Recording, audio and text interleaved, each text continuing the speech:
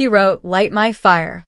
He was the melodic backbone of the Doors, weaving flamenco, jazz, and rock into a sound that defined a generation of rebels.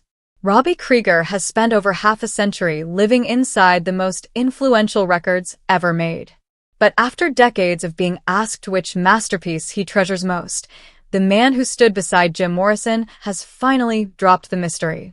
In a surprising 2026 revelation, Robby didn't pick a Doors record, and he didn't pick a standard rock anthem. At 79, Krieger revealed that the one album he considers the pinnacle of human expression, the one he would take to a desert island, is Miles Davis's Kind of Blue. The revelation, the jazz DNA of rock.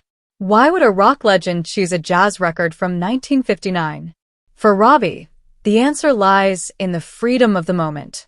He reveals that when he was a teenager, Kind of Blue completely rewired his brain. He describes it as the holy grail of improvisation. Krieger admits that without this specific album, the Doors' sound simply wouldn't exist.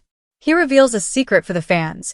His legendary guitar solo in Light My Fire wasn't inspired by other rockers. It was his attempt to mimic the modal jazz phrasing of John Coltrane and Miles Davis on that very record.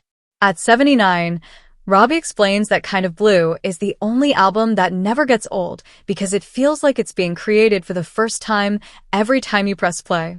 He views it not just as music, but as a meditation on cool.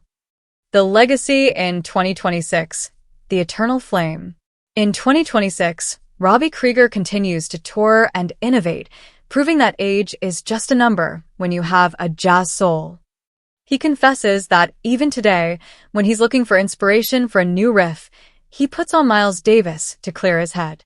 At 79, Robby's choice of Kind of Blue is a reminder that the greatest art doesn't shout, it breathes. It's the ultimate tribute from one master of atmosphere to another.